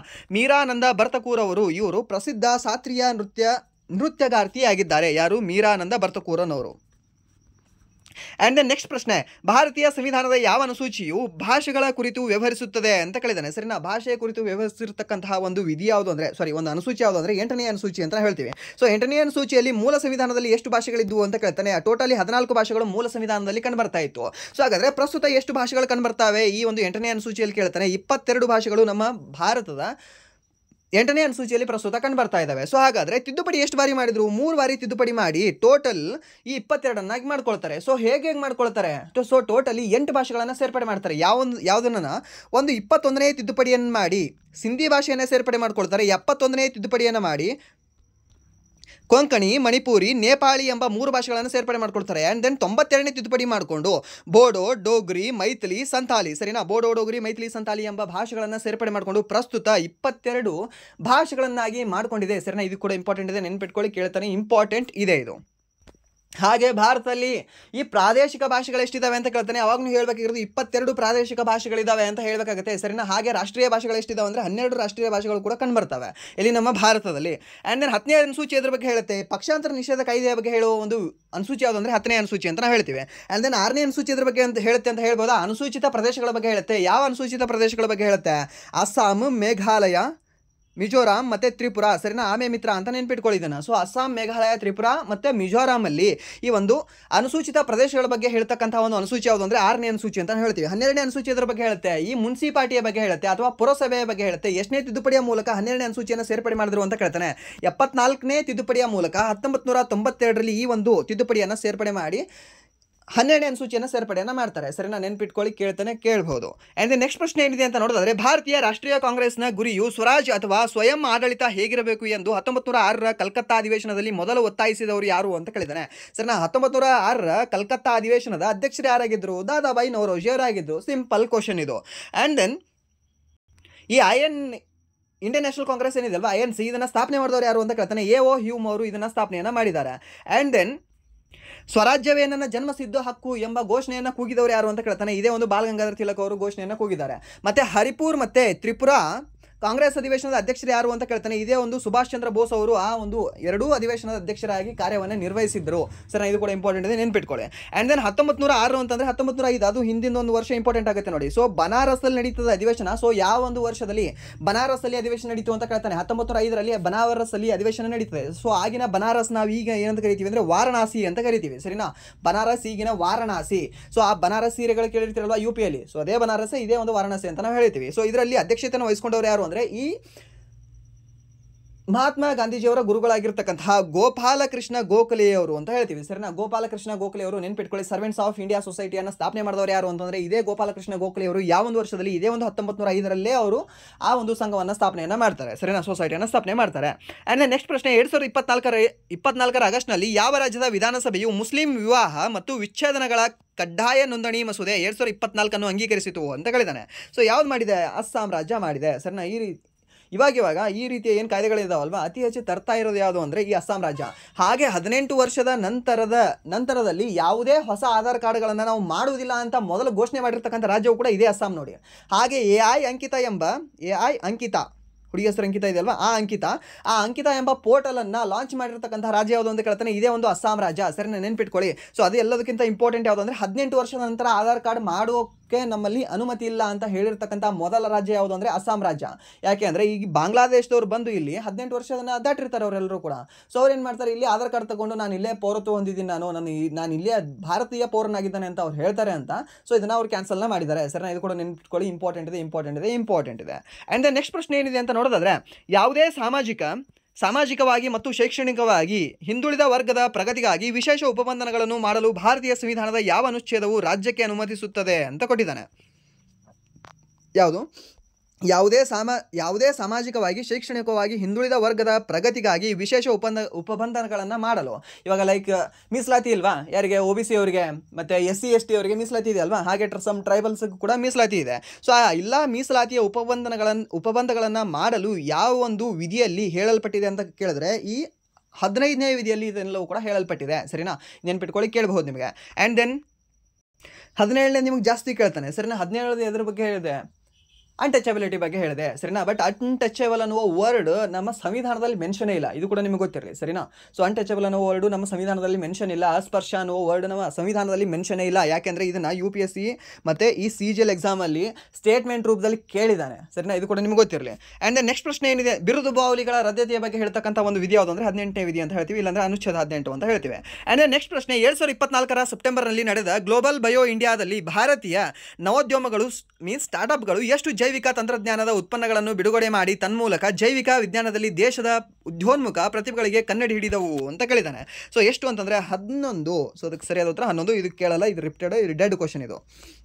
ಆ್ಯಂಡ್ ನೆಕ್ಸ್ಟ್ ಪ್ರಶ್ನೆ, ಭಾರತ ಸಂವಿಧಾನದ 356ನೇ ಅನುಚ್ಛೇದದ ಮುಖ್ಯ ವಿಷಯ ಯಾವುದು ಅಂತ ಕೇಳಿದ್ದಾನೆ. ಸೊ ರಾಷ್ಟ್ರಪತಿಗಳ ಆಡಳಿತ ಅಂತ ಹೇಳ್ತೀವಿ, ರಾಜ್ಯಗಳಲ್ಲಿ ರಾಷ್ಟ್ರಪತಿಗಳ ಆಡಳಿತ. ಲೈಕ್ ಇವಾಗ ಮಣಿಪುರದಲ್ಲಿ ರಾಷ್ಟ್ರಪತಿ ಆಡಳಿತ ಇದೆ ಅಲ್ವಾ, ಮಣಿಪುರದಲ್ಲಿ ರಾಷ್ಟ್ರಪತಿಗಳ ಆಡಳಿತ ಹೇರಿದ್ದಾರೆ ಯಾವಾಗ? ಫೆಬ್ರವರಿ 13, 2025 ಸೊ ಹೇರಿರತಕ್ಕಂತಹ ಆ ಒಂದು ರಾಷ್ಟ್ರಪತಿ ಆಡಳಿತ ಅಥವಾ ರಾಜ್ಯ ತುರ್ತು ಪರಿಸ್ಥಿತಿ ಯಾವ ಒಂದು ವಿಧಿಯ ಮೂಲಕ ಹೇರಿದ್ದಾರೆ ಅಂತ ಕೇಳ್ತಾನೆ. 356ನೇ ವಿಧಿಯ ಮೂಲಕ ಮುಗಿಯಿತು. ಆ್ಯಂಡ್ ದೆನ್ 352ನೇ ವಿಧಿಯ ಮೂಲಕ ರಾಷ್ಟ್ರೀಯ ತುರ್ತು ಪರಿಸ್ಥಿತಿಯನ್ನು ಹೇರಬಹುದು. 356ನೇ ವಿಧಿಯ ಮೂಲಕ ರಾಜ್ಯ ತುರ್ತು ಪರಿಸ್ಥಿತಿ ಅಥವಾ ರಾಷ್ಟ್ರಪತಿ ಆಡಳಿತವನ್ನು ಹೇರಬಹುದು. 360ನೇ ವಿಧಿಯ ಮೂಲಕ ಈ ಒಂದು ಆರ್ಥಿಕ ತುರ್ತು ಪರಿಸ್ಥಿತಿಯನ್ನು ಕೂಡ ಹೇರಬಹುದು ಸರಿನಾ. ಬಟ್ ನಾವು ಗೊತ್ತಿರಲಿ ನಿಮಗೆ, ಈ 360ನೇ ವಿಧಿ ಮೀನ್ಸ್ ಈ ಆರ್ಥಿಕ ತುರ್ತು ಪರಿಸ್ಥಿತಿಯನ್ನು ನಮ್ಮ ಭಾರತದಲ್ಲಿ ಇಲ್ಲಿವರೆಗೂ ಹೇರಿಲ್ಲ. ಬಟ್ 1991 ಸಮಯದಲ್ಲಿ ಹೇರಬೇಕು ಅಂತ ಒಂದು ಸಿಚುವೇಶನ್ ಬಂದಿರ್ತದೆ. ಬಟ್ ಅವಾಗಲೂ ಕೂಡ ನಮ್ಮ ಭಾರತದ ಮೇಲೆ ಈ ಒಂದು ಆರ್ಥಿಕ ತುರ್ತು ಪರಿಸ್ಥಿತಿಯನ್ನು ಯಾರು ಕೂಡ ಹೇರಿಲ್ಲ, ಇದು ನಿಮ್ಗೆ ಗೊತ್ತಿರಲಿ, ಕೇಳಬಹುದು. ಆ್ಯಂಡ್ ನೆಕ್ಸ್ಟ್ ಪ್ರಶ್ನೆ ಏನಿದೆ ಅಂತ ನೋಡೋದಾದ್ರೆ, 370ನೇ ಅನುಚ್ಛೇದವನ್ನು ರದ್ದುಪಡಿಸಿದ ನಂತರ ಜಮ್ಮು ಕಾಶ್ಮೀರದ ಮುಖ್ಯಮಂತ್ರಿಯಾದ ಓಮರ್ ಅಬ್ದುಲ್ಲಾ ಅವರು ಯಾವ ರಾಜಕೀಯ ಪಕ್ಷಕ್ಕೆ ಸೇರಿದ್ದಾರೆ ಅಂತ ಕೇಳಿದ್ದಾರೆ. ಓಮರ್ ಅಬ್ದುಲ್ಲಾ ಇವಾಗ ಪ್ರಸ್ತುತ ಇವರೇ CM ಇದ್ದಾರೆ, ಇವಾಗಲೂ ಕೂಡ ಇವರೇ CM ಇದ್ದಾರೆ. ಸೊ ಇವರು ಯಾವ ಒಂದು ಪಕ್ಷದವರಾಗಿದ್ದಾರೆ ಅಂತ ಕೇಳಿದಾನೆ, ನ್ಯಾಷನಲ್ ಕಾನ್ಫರೆನ್ಸ್ ಪಕ್ಷದವರಾಗಿದ್ದಾರೆ. ಸರ್ ಇದನ್ನು ಕೇಳ್ತಾನೆ, ಪಕ್ಷನೂ ಓದ್ಕೊಳ್ಬೇಕಾ? ಎಲ್ಲ ಪಕ್ಷಗಳು ಓದ್ಕೊಳ್ಬೇಕು ಅಂತ ಇಲ್ಲ. 2024ರಲ್ಲಿ ಇದು means last year current affairs ಈ ಒಂದು ಕ್ವಶನ್ ಪೇಪರಲ್ಲಿ ಕೇಳಿದಾನಲ್ವಾ. ಸೊ ಅದಕ್ಕೆ ಅವಾಗ ಎಲೆಕ್ಷನ್ ಆಗಿದೆ, ಎಲ್ಲಿ ಜಮ್ಮು ಕಾಶ್ಮೀರದಲ್ಲಿ ಎಲೆಕ್ಷನ್ ಆಗಿದೆ, ಆ್ಯಂಡ್ ದೆನ್ ಹರಿಯಾಣದಲ್ಲಿ ಎಲೆಕ್ಷನ್ ಆಗಿದೆ, ಆ್ಯಂಡ್ ದೆನ್ ಆಂಧ್ರ ಪ್ರದೇಶದಲ್ಲಿ ಎಲೆಕ್ಷನ್ ಆಗಿದೆ. ಸೊ ಅದಕ್ಕೆ ಕೇಳಿದ್ದಾನೆ, ಇವಾಗ ಎಲ್ಲಿ ಆಗೋದಿದೆ ಎಲೆಕ್ಷನ್? ಬಿಹಾರದಲ್ಲಿ ಎಲೆಕ್ಷನ್ ಆಗೋದಿದೆ, ಲೈಕ್ ಇನ್ ನವೆಂಬರ್ ಆರ್ ಅಕ್ಟೋಬರಲ್ಲಿ ಎಲೆಕ್ಷನ್ ಆಗೋದಿದೆ. ಸೊ ಅಲ್ಲಿ ಗೆದ್ದಿರ್ತಕ್ಕಂತಹ ಏನು ವ್ಯಕ್ತಿಗಳಿರ್ತಾರಲ್ವಾ, ಮೀನ್ಸ್ CM ಇರ್ತಾನಲ್ವಾ, ಹಾಗೆ CM ಮತ್ತು ಈ ಅಪೋಸಿಷನ್ ಲೀಡರ್. ಸೊ ಅವರ ಒಂದು ಮತಕ್ಷೇತ್ರ ಇಂಪಾರ್ಟೆಂಟ್ ಆಗುತ್ತೆ, ಹಾಗೆ ಅವರು ಯಾವ ಪಕ್ಷದವರಾಗಿದ್ದಾರೆ ಅನ್ನೋದು ಇಂಪಾರ್ಟೆಂಟ್ ಆಗುತ್ತೆ. ಅಥವಾ ಯಾವುದ್ರ ಜೊತೆ ಆದರೂ ಘಟಬಂಧನ ಮೀನ್ಸ್ ಮೈತ್ರಿ ಮಾಡ್ಕೊಂಡಿದ್ರು ಅಂತಂದರೆ ಅದು ಕೂಡ ಇಂಪಾರ್ಟೆಂಟ್ ಆಗುತ್ತೆ ಸರ್. ಅದನ್ನು ನೆನ್ಪಿಟ್ಕೊಳ್ಳಿ, ಅದನ್ನಷ್ಟೇ ಇಂಪಾರ್ಟೆಂಟ್ ಇದೆ. ಸೊ ಇವಾಗ ನೀವು ಎಲ್ಲ ಪಕ್ಷಗಳು ಎಲ್ಲೆಲ್ಲಿ ಯಾವ್ಯಾವ ಆಡಳಿತ ಪಕ್ಷಗಳಿದಾವೆ ಅಂತ ನೋಡೋದು ಬೇಕಾಗಿಲ್ಲ. ಜಸ್ಟ್ ಇವಾಗ ಹೇಮಂತ್ ಬಿಸ್ವಾ ಶರ್ಮಾ ಯಾವ ಪಕ್ಷದವರು ಇದ್ದಾರೆ? BJP ಅವರಿದ್ದಾರೆ ಸರಿನಾ. ಆ್ಯಂಡ್ ದೆನ್ ಪೇಮಾ ಖಂಡು ಅವರು ಯಾವ ಒಂದು ರಾಜ್ಯಕ್ಕೆ ಸಂಬಂಧ ಹೊಂದಿದ್ದಾರೆ? ಅರುಣಾಚಲ್ ಪ್ರದೇಶ ರಾಜ್ಯಕ್ಕೆ. ಯಾವ ಒಂದು ಪಕ್ಷದವರು? BJP ರಾಜ್ಯಕ್ಕೆ. ಸುಮ್ ರ್ಯಾಂಡಮ್ ಆಗಿ ವ್ಯೂ ನ್ಯೂಸ್ ಪೇಪರ್ ಓದ್ತಿರ್ತೀರಲ್ವಾ, ಸೊ ಅವು ನೋಡ್ಕೊಂಡ್ರೆ ಸಾಕು. ಮೀನ್ಸ್ ಕೆಲವೊಂದು ಸ್ಕೀಮ್ಗಳ ಬಗ್ಗೆ ಕೇಳಿದಾಗ ಗೆಸ್ ಮಾಡಿ ಕೆಲವೊಂದು ಎಲಿಮಿನೇಷನ್ ಮೆಥಡ್ಗೆ ಯೂಸ್ ಆಗುತ್ತೆ ಆ ರೀತಿಯ ಪ್ರಶ್ನೆಗಳಿಗೆ ನಾವು ತಿಳ್ಕೊಂಡ್ರೆ.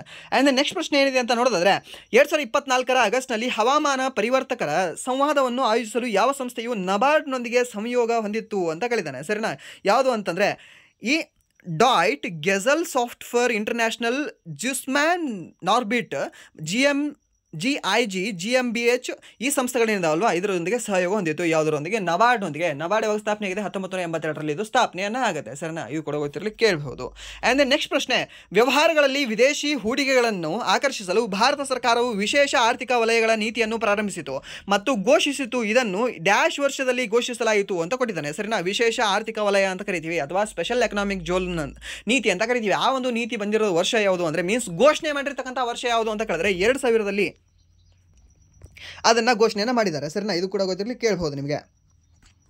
ವಿದೇಶಿ ಹೂಡಿಕೆಗಳನ್ನು ಆಕರ್ಷಿಸಲು ಭಾರತದಲ್ಲಿ ಸ್ಪೆಷಲ್ ಎಕನಾಮಿಕ್ಸ್ ಝೋನ್ ನೀತಿಯನ್ನು ಪ್ರಾರಂಭಿಸಿದ ವರ್ಷ ಯಾವುದು ಅಂದರೆ 2000 ವರ್ಷ. ಆ್ಯಂಡ್ ನೆಕ್ಸ್ಟ್ ಪ್ರಶ್ನೆ, ವೇದ ಎಂಬ ಪದವು ಈ ಕೆಳಗಿನ ಯಾವ ಮೂಲ ಪದದಿಂದ ಬಂದಿದೆ ಅಂತ ಕೇಳಿದಾನೆ. ವೇದ ಅಂದರೆ ವಿದ್ ಅಂತ ನಾವು ಹೇಳ್ತೀವಿ. ಸರಿನಾ, ವಿದ್. ಆ್ಯಂಡ್ ನೆಕ್ಸ್ಟ್ ಪ್ರಶ್ನೆ, ಈ ಕೆಳಗಿನವುಗಳಲ್ಲಿ ಭಾರತದಲ್ಲಿ ಬೆಳೆಯುವ 2 ಪ್ರಮುಖ ನಾರಿನ ಬೆಳೆಗಳು ಯಾವುದು ಅಂತ ಕೇಳಿದಾನೆ. ನಾರಿನ ಬೆಳೆಗಳು ಯಾವುದು? ಒಂದು ಹತ್ತಿ ಮತ್ತು ಇನ್ನೊಂದು ಸೆಣಬು ಅಂತ ಕರಿತೀವಿ. ಸರಿನಾ, ಗೋಲ್ಡನ್ ಫೈಬರ್ ಅಂತಾನೆ ಕರಿತೀವಿ ಯಾವುದನ್ನ? ಈ ಒಂದು ಸೆಣಬನ್ನ. ಈ ಗೋಲ್ಡನ್ ಫೈಬರ್ ಅಂತ ಯಾವುದನ್ನ ಕರಿತೀವಿ ಅಂತ ಕೇಳ್ತಾನೆ, ಈ ಒಂದು ಸೆಣಬನ್ನ ಕರಿತೀವಿ. ಹಾಗೆ ವೈಟ್ ಫೈಬರ್ ಅಂತ ಯಾವುದನ್ನು ಕರಿತೀವಿ? ಈ ಒಂದು ಹತ್ತಿಯನ್ನು ನಾವು ವೈಟ್ ಫೈಬರ್ ಅಂತ ಕರಿತೀವಿ. ಸರಿನಾ, ಹತ್ತಿಯನ್ನು ಬೆಳೀತಕ್ಕಂಥ ಅತಿ ಹೆಚ್ಚು ಹತ್ತಿಯನ್ನು ಬೆಳೀತಕ್ಕಂಥ ರಾಜ್ಯ ಯಾವುದು ಅಂತ ಕೇಳ್ತಾನೆ. ಗುಜರಾತ್ ರಾಜ್ಯ ಫಸ್ಟ್ ಇದೆ, ಸೆಕೆಂಡ್ ಮಹಾರಾಷ್ಟ್ರ ರಾಜ್ಯ ಕಂಡುಬರುತ್ತೆ. ಹಾಗೆ ಸೆಣಬನ್ನು ಬೆಳೀತಕ್ಕಂತಹ ರಾಜ್ಯ ಯಾವುದು ಅಂತ ಕೇಳ್ತಾನೆ. ಈಗ ನಾವು ವೆಸ್ಟ್ ಬೆಂಗಾಲ್ ಅಂತ ಹೇಳ್ತೀವಿ. ಸರಿನಾ, ಹಾಗೆ ದೇಶದಲ್ಲೂ ಕೂಡ ನಮ್ಮ ಭಾರತವೇ ಫಸ್ಟ್ ಇದೆ ಸೆಣಬನ್ನು ಬೆಳೆಯೋದರಲ್ಲಿ. ಆ್ಯಂಡ್ ದೆನ್ ನೆಕ್ಸ್ಟ್ ಪ್ರಶ್ನೆ, 2011ರಲ್ಲಿ ಲಿಂಗ ಅನುಪಾತವು ಅಖಿಲ ಭಾರತ ಮಟ್ಟದಲ್ಲಿ 943 ಆಗಿತ್ತು ಮತ್ತು ಗ್ರಾಮೀಣ ಪ್ರದೇಶಗಳಲ್ಲಿ ಎಷ್ಟು ಆಗಿತ್ತು ಅಂತ ಕೇಳಿದಾನೆ. ಇವಾಗ ಲಿಂಗಾನುಪಾತ ಎಷ್ಟಿದೆ? 943 ಇತ್ತು. ಸರಿನಾ, ಯಾವಾಗ 2011ರ ಜನಗಣತಿಯ ಪ್ರಕಾರ ಭಾರತದ ಲಿಂಗಾನುಪಾತ ಎಷ್ಟಿತ್ತು ಅಂದರೆ 943 ಕಂಡು ಬರ್ತಾ ಇತ್ತು. ಸೊ ಹಾಗಾದರೆ ಗ್ರಾಮೀಣ ಪ್ರದೇಶಗಳಲ್ಲಿ ಎಷ್ಟು ಲಿಂಗಾನುಪಾತ ಇತ್ತು ಅಂತ ಕೇಳಿದ್ರೆ 949 ಇತ್ತು. ಸರಿನಾ, ಹಾಗೆ ಮಕ್ಕಳ ಲಿಂಗಾನುಪಾತ ಎಷ್ಟಿತ್ತು? 240 ಕಂಡು ಬರುತ್ತೆ. 940 ಕಂಡು ಬರುತ್ತೆ. 940 ಕಂಡು ಬರುತ್ತೆ. ಸರಿನಾ, ಇದು ಮಕ್ಕಳ ಲಿಂಗಾನುಪಾತ ಅಂತ ಹೇಳ್ತೀವಿ. ಆ್ಯಂಡ್ ನೆಕ್ಸ್ಟ್ ಪ್ರಶ್ನೆ, 2025ರ ಹಣಕಾಸು ವರ್ಷದ 2ನೇ ತ್ರೈಮಾಸಿಕದಲ್ಲಿ HDFC ಬ್ಯಾಂಕಿನ ನಿವ್ವಳ ಬಡ್ಡಿ ಮಾರ್ಜಿನ್ ಎಷ್ಟು ಅಂತ ಕೇಳಿದ್ದಾನೆ. Net interest margin. ಸರಿನಾ, ಸೊ ಎಷ್ಟಿದೆ HDFCದು? 3.46 ಆಗಿದೆ. ಸರಿನಾ, ಇದನ್ನು ಕೂಡ ನೋಡ್ಕೊಳ್ಳಿ, ಸ್ವಲ್ಪ ಕೇಳಬಹುದು. ಆ್ಯಂಡ್ ದೆನ್ ನೆಕ್ಸ್ಟ್ ಪ್ರಶ್ನೆ, ಈ ಕೆಳಗಿನ ಯಾವ 2 ನಗರಗಳ ನಡುವೆ ಓಡಿಸಲು ಯೋಜಿಸಿರುವ ಭಾರತದ ಮೊದಲ ಬುಲೆಟ್ ರೈಲು ಯೋಜನೆಯು ಈಗ ನಿರ್ಮಾಣ ಹಂತದಲ್ಲಿದೆ ಅಂತ ಕೇಳಿದ್ದಾನೆ. ಅಹಮದಾಬಾದ್ ಮತ್ತು ಮುಂಬೈ ಅಂತ ಹೇಳ್ತೀವಿ. ಗುಜರಾತ್ ಮತ್ತು ಮಹಾರಾಷ್ಟ್ರ ಅಂತ ಹೇಳ್ತೀವಿ. ಸರ್, ಇದನ್ನು ನೆನ್ಪಿಟ್ಕೊಳ್ಳಿ. ಇದು ಸಿಂಪಲ್ ಆಗಿರ್ತಕ್ಕಂಥ ಕ್ವಶನ್, ಇದು ಜಾಸ್ತಿ ಹೈಲೈಟಲ್ಲೂ ಕೂಡ ಇತ್ತು. ಆ್ಯಂಡ್ ದೆನ್ ನೆಕ್ಸ್ಟ್ ಪ್ರಶ್ನೆ, ಈ ಕೆಳಗಿನವುಗಳಲ್ಲಿ ಯಾವ ರಾಜ್ಯವು ಭಾರತದಲ್ಲಿ ವ್ಯಾಪಕವಾದ ಕಾಫಿ ಕೃಷಿಗೆ ಹೆಸರುವಾಸಿಯಾಗಿದೆ ಅಂತ ಕೇಳಿದ್ದಾನೆ. ಕಾಫಿ, ಕೆ ಫಾರ್ ಕರ್ನಾಟಕ, ಕಾಫಿನಾಡು Chandu. Okay. And then next ಪ್ರಶ್ನೆ, ಭಾರತ ಸರ್ಕಾರದ ಸುವರ್ಣ ಚತುಷ್ಕೋನದ ಯೋಜನೆಯನ್ನು 2001ರಲ್ಲಿ ಪ್ರಾರಂಭಿಸಲಾಯಿತು. ಈ ಯೋಜನೆಯು ಡ್ಯಾಶ್ ಅಭಿವೃದ್ಧಿಯ ಗುರಿಯನ್ನು ಹೊಂದಿದೆ ಅಂತ ಕೊಟ್ಟಿದ್ದಾನೆ. ಸೊ ಈ ಗೋಲ್ಡನ್ ಕ್ವಾಡ್ರಿಲ್ಯಾಟ್ರಲ್ ಹೈವೇ ಅಂತ ಕರಿತೀವಿ. ಸರಿನಾ, GQ ಹೈವೇ ಅಂತ. ಸೊ ಇದು ಎದಕ್ಕೆ ಇಂಪಾರ್ಟೆಂಟ್ ಆಗಿದೆ? ಮೀನ್ಸ್ ಹೈವೇ ಮೀನ್ಸ್ ಯಾವುದು? ಹೆದ್ದಾರಿಗಳು ಅಂತ ಹೇಳ್ತೀವಿ. ಸೊ ಅದು ಹೆಸರಲ್ಲಿ ಇಲ್ಲಿ ಆನ್ಸರ್ ಬಂದಿದೆ. ಆ್ಯಂಡ್ ದೆನ್ ಡೈಮಂಡ್ ಯಾವುದು? ರೈಲ್ವೆಗಳು ಅಂತ ಹೇಳ್ತೀವಿ. ಆ್ಯಂಡ್ ದೆನ್ ನೆಕ್ಸ್ಟ್ ಪ್ರಶ್ನೆ, 2024ರ ಮಾರ್ಚ್ನಲ್ಲಿ 9ರಿಂದ 18 ವರ್ಷದ ಒಳಗಿನ ಶಾಲಾ ಮಕ್ಕಳಲ್ಲಿ ಕ್ರೀಡಾ ಪ್ರತಿಭೆಗಳನ್ನು ಹುಡುಕಿ ಆರಿಸಿಕೊಳ್ಳುವ ಉದ್ದೇಶದಿಂದ ಖೇಲೋ ಇಂಡಿಯಾ ಉದಯೋನ್ಮುಖ ಪ್ರತಿಭೆಗಳ ಗುರುತಿಸುವಿಕೆ ಮೀನ್ಸ್ ಕೀರ್ತಿ ಕಾರ್ಯಕ್ರಮವನ್ನು ಯಾವ ಸ್ಥಳದಲ್ಲಿ ಉದ್ಘಾಟಿಸಲಾಯಿತು ಅಂತ ಕೇಳಿದಾನೆ. ಈ ಕೀರ್ತಿ ಕಾರ್ಯಕ್ರಮ ಏನಿದೆ ಅಲ್ವಾ, ಮೀನ್ಸ್ ಈ ಖೇಲೋ ಇಂಡಿಯಾ ಉದಯೋನ್ಮುಖ ಪ್ರತಿಭೆಗಳ ಗುರುತಿಸುವಿಕೆಗೆ ಯಾವ ಒಂದು ಕಾರ್ಯಕ್ರಮವನ್ನು ಹಮ್ಮಿಕೊಳ್ಳಲಾಗಿದೆ ಅಂತ ಸಾಕಷ್ಟು ಕ್ವಶನ್ ಕೇಳಿದ ನೋಡಿ. ಮಿನಿಮಮ್ ಏನಿಲ್ಲ ಅಂದ್ರೆ ಒಂದು 4ರಿಂದ 5 ಬಾರಿ ಬೇರೆ ಎಕ್ಸಾಮ್ಗಳಲ್ಲಿ ಬೇರೆ ಶಿಫ್ಟ್ಗಳಲ್ಲಿ ಕೇಳಿದಾನೆ ಈ ಪ್ರಶ್ನೆನ. ಯಾವುದು ಅಂದರೆ ಕೀರ್ತಿ ಸ್ಕೀಮನ್ನು ಯಾವ ಒಂದು ವರ್ಷ ಜಾರಿಗೆ ಮಾಡಲಾಗಿದೆ? ಇದನ್ನು 2024ರಲ್ಲಿ ಈ ಒಂದು ಸ್ಕೀಮ್ನ ತರಲಾಗಿದೆ. ಸೊ ಇದು ಎಲ್ಲಿ ಉದ್ಘಾಟನೆ ಮಾಡ್ತಾರೆ ಅಂದರೆ ಚಂಡೀಗಢದಲ್ಲಿ ಉದ್ಘಾಟನೆಯನ್ನು ಮಾಡ್ತಾರೆ. ಸರಿನಾ. ಆ್ಯಂಡ್ ನೆಕ್ಸ್ಟ್ ಪ್ರಶ್ನೆ ಏನಿದೆ ಅಂತ ನೋಡಿದ್ರೆ 1857ರ ದಂಗೆಯು ಯಾವಾಗ ಪ್ರಾರಂಭವಾಯಿತು ಅಂತ ಕೇಳಿದಾನೆ. ಪ್ರಾರಂಭವಾಗಿದೆ ಯಾವಾಗ ಅಂದರೆ 10 ಮೇ 1857ರಲ್ಲಿ ಮೀರತ್ನಲ್ಲಿ ಪ್ರಾರಂಭ ಆಗುತ್ತೆ. ಆ್ಯಂಡ್ ದೆನ್ 11 ಮೇ 1857ರಲ್ಲಿ ದೆಹಲಿಯಲ್ಲಿ ಪ್ರಾರಂಭವಾಗುತ್ತೆ. ಸೊ ಮೊದಲು ಪ್ರಾರಂಭವಾಗಿದ್ದಲ್ಲಿ ಅಂದರೆ ಮೀರತ್ತಲ್ಲಿ ಪ್ರಾರಂಭವಾಗುತ್ತೆ. ಯಾರ ನೇತೃತ್ವದಲ್ಲಿ ಪ್ರಾರಂಭವಾಗುತ್ತೆ ಅಂದರೆ ಕದಮ್ ಸಿಂಗ್ ಅವರ ನೇತೃತ್ವದಲ್ಲಿ ಆ ಮೀರತ್ತಲ್ಲಿ ಪ್ರಾರಂಭ ಆಗುತ್ತೆ. ಇದು ಕೂಡ ನೆನ್ಪಿಟ್ಕೊಳ್ಳಿ ಕೇಳಬಹುದು. ಆ್ಯಂಡ್ ದೆನ್ ನೆಕ್ಸ್ಟ್ ಪ್ರಶ್ನೆ, ಯೂನಿಟನ್ನು ಕೇಳಿದ್ದಾನೆ. ಸೊ ಇದಕ್ಕೆ ಆನ್ಸರ್ ಯಾವುದಾಗುತ್ತೆ? ಡಿ ಅಂತ ಆಗುತ್ತೆ. ಆ್ಯಂಡ್ ದೆನ್ ನೆಕ್ಸ್ಟ್ ಪ್ರಶ್ನೆ, ಬಂಗಾಳ ಕೊಲ್ಲಿಯಿಂದ ಉಂಟಾಗುವ ಉಷ್ಣವಲಯದ ವಾಯುಭಾರ ಕುಸಿತಗಳ ಆವರ್ತನ ಮತ್ತು ಪಥಗಳನ್ನು ಮುಖ್ಯವಾಗಿ ಈ ಕೆಳಗಿನವುಗಳಲ್ಲಿ ಯಾವುದರ ಸ್ಥಾನದಿಂದ ನಿರ್ಧರಿಸಲಾಗುತ್ತದೆ ಅಂತ ಕೊಟ್ಟಿದ್ದಾನೆ. ಸರಿನಾ, ಇಂಟರ್ ಟ್ರೋಪಿಕಲ್ ಕನ್ವರ್ಜೆನ್ಸ್ ಝೋನ್ ಇದೆ ಅಲ್ವಾ, ಇದರ ಮೂಲಕ ನಿರ್ಧರಿಸಲಾಗುತ್ತದೆ. ಆ್ಯಂಡ್ ದೆನ್ ನೆಕ್ಸ್ಟ್ ಪ್ರಶ್ನೆ, ಈ ಕೆಳಗಿನವುಗಳಲ್ಲಿ ಯಾವ ಬೆಳೆ ಸಾರ್ವಜನಿಕ ಸ್ಥಿರೀಕರಣದ ಮೂಲಕ ಮಣ್ಣಿನ ನೈಸರ್ಗಿಕ ಫಲವತ್ತತೆಯನ್ನು ಹೆಚ್ಚಿಸುತ್ತದೆ ಅಂತ ಕೊಟ್ಟಿದ್ದಾನೆ. ಸೊ ಯಾವುದು ಅಂದರೆ ಬೇಳೆಕಾಳುಗಳು ಅಥವಾ ಈ ಒಂದು ಡೈಕಾಟ್ಸ್ ಅಂತ ನಾವು ಹೇಳ್ತೀವಿ, ಸರಿನಾ, ದ್ವಿದಳ ಧಾನ್ಯಗಳು. ಯಾವೊಂದು ಬ್ಯಾಕ್ಟೀರಿಯಾ ಇದನ್ನು ಏನು ಮಾಡ್ತದೆ, ಸ್ಥಿರೀಕರಣಗೊಳಿಸ್ತದೆ, ಸಾರಜನಕ ಸ್ಥಿರೀಕರಣ ಯಾವೊಂದು ಬ್ಯಾಕ್ಟೀರಿಯಾ ಸ್ಥಿರೀಕರಣಗೊಳಿಸ್ತದೆ ಅಂತ ಕೇಳ್ತಾನೆ. ಅವಾಗ ನೀವು ಹೇಳಬೇಕಿರೋದು ರೈಸೋಬಿಯಂ ಬ್ಯಾಕ್ಟೀರಿಯಾ ಅಂತ ಹೇಳ್ತೀವಿ, ಸರಿನಾ, ರೈಸೋಬಿಯಂ ಬ್ಯಾಕ್ಟೀರಿಯಾ. ಈ ಕ್ವಶನ್ ಎಲ್ಲಿದೆ ಗೊತ್ತಾ,